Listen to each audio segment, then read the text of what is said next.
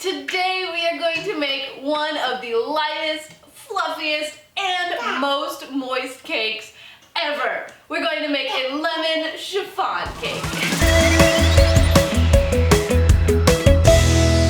Hi, welcome to Cake Mom. I'm Abby, this is Aaliyah, that's Emery, and on this channel I share with you guys some of my favorite tips and techniques as well as recipes to help you with your home baking projects. If you're new or haven't already, go ahead and subscribe to this channel and hit the notifications bell so that you can see when I post my next video. Today I wanted to share with you a different cake that is absolutely perfect for springtime.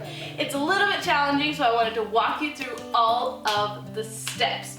And as always, the recipe will be in the description below, but here are the ingredients you will need. All-purpose flour, eggs that have been separated and are room temperature, granulated sugar, cold water, oil, salt and baking powder, cream of tartar, lemon extract, and lemon. So you will need a couple different large mixing bowls. There you go. And you will need a stand mixer fitted with the whisk attachment. Before we get started with anything, you want to make sure that your mixing bowl and whisk are completely clean of any fat that could be on there from one of your frostings or cake batters. So just take a little bit of white vinegar and wipe it down really good. You won't have a vinegar taste in your cake, I promise. It just makes sure that your meringue will actually fluff up, because if there's any fat at all, it won't. You won't have any fluffy egg whites. So this cake is not made with your normal creaming method. It's actually done in two separate parts, where you have a thick batter and then you have whipped egg whites that you fold in to the thick batter to lighten the batter up, make it fluffy, and help it rise. Because you're doing this, you want to separate out some of your sugar. Go ahead and get a 1/4 cup to add to your egg whites. Because this is such a light and airy and fluffy and delicious cake, you are going to want to sift your dry ingredients together. And I like to sift them together twice just to make sure they're extra fluffy and lightened.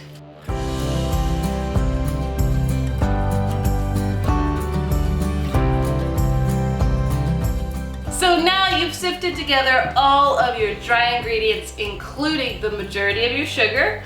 Make sure you don't add in that 1/4 cup, because that is for your egg whites. So go ahead and set this aside. And take your egg yolks. And you will want to add your oil and water into your egg yolks, along with either vanilla or lemon extract, whatever your preference is, and whisk that together until it is very well emulsified and kind of lightened in color.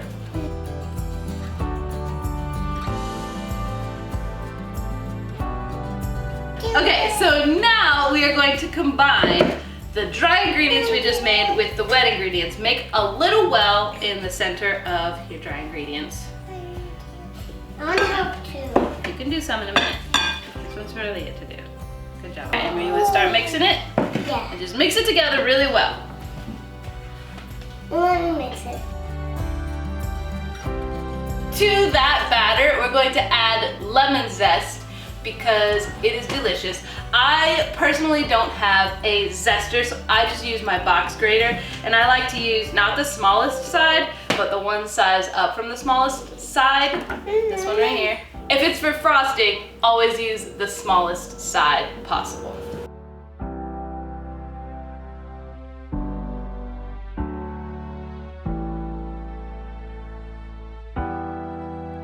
Okay, so our thick batter is complete. Now it's time to make our fluffy egg whites. So take the egg whites from the eggs you separated. Make sure, like I said, that these are room temperature. It makes a difference. And make sure that your mixing bowl and whisk attachment are super duper duper duper clean. Any fat and you won't get a nice fluffy meringue. So add these to your mixer.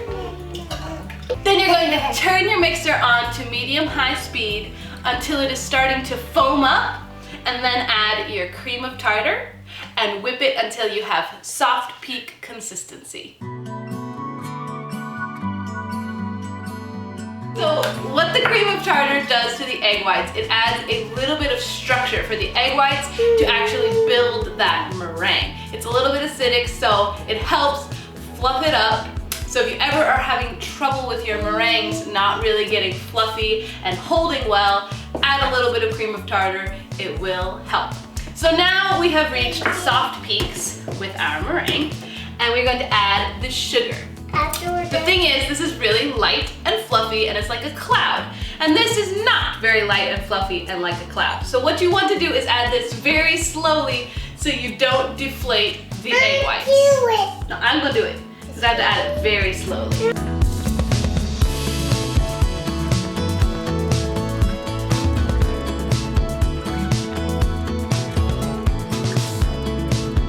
So once you have added your sugar, make sure you go ahead and scrape down the sides of your mixing bowl, and then you want to whip this until it is stiff peaks, but not dried out. If it starts to look broken, you've gone a little too far, go ahead and stop it right there.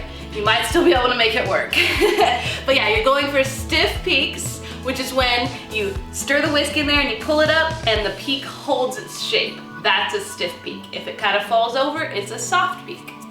So scrape it down, keep it whipping on medium-high speed for just a little bit longer until you get stiff peaks.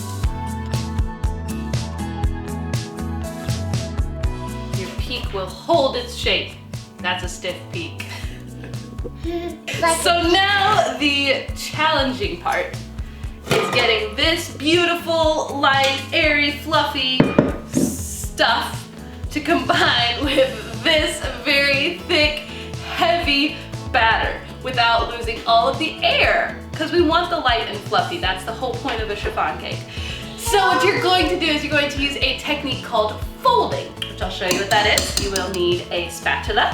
So you want to take about a quarter of this egg white mixture and fold it in at a time. I was blowing it. Yeah, I know, but don't blow it because we don't want to get spit in there. So you want to take about a quarter of the egg white mixture and fold it into the batter at a time, because what that will do is you're slowly introducing this light, fluffy mixture into this heavier mixture. So in the process, you're going to lighten this one up. So by the end, you will still have some air left from your egg whites without just killing it all by adding it all at the same time. So start with about a quarter and add your egg whites into your batter. Not the other way around. Batter. There we go. And then to fold, you start by scraping the perimeter of the bowl and folding it over onto the egg whites. That's why it's called folding. So scrape this and fold it up over the egg whites. And then I like to turn the bowl as I'm going so I get a nice even, make sure everything's getting incorporated. And make sure you get down to the bottom of the bowl too, because that gets left sometimes.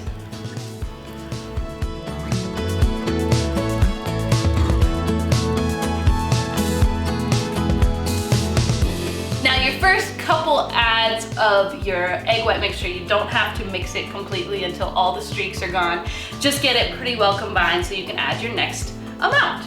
And go ahead and keep doing that technique until all of your egg whites have been added into your batter.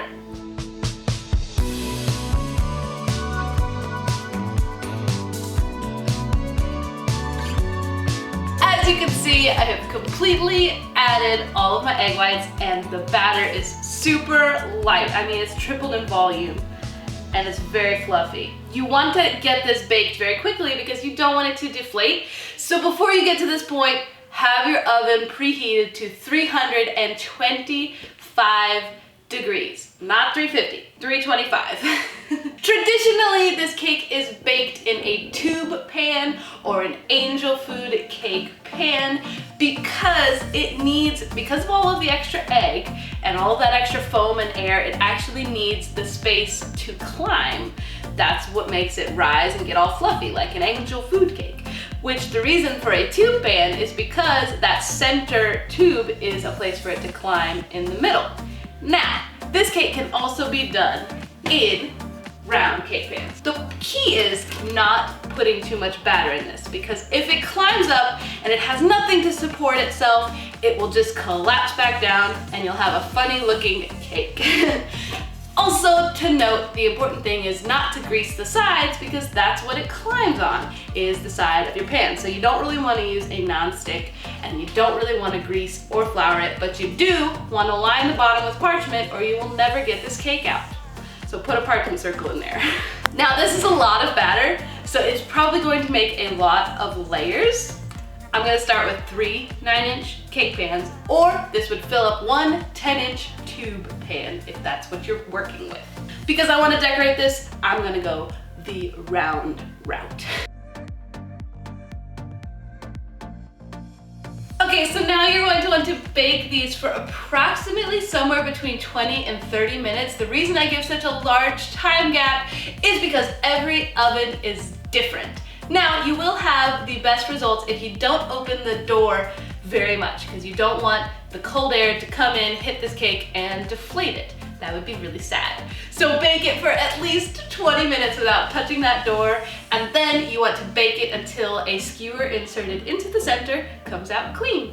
That's how you know it's done. Right, so our cakes have baked and cooled completely, and as you can see, they are gorgeous. These are super spongy, very moist. They're absolutely delicious. We did eat one earlier. So now I'm going to stack and fill these so that you can see the final product. And what goes better with lemon than some kind of berry? So I'm gonna fill these with some strawberry compote that I made earlier and do kind of a semi-naked look on the outside. Stay tuned.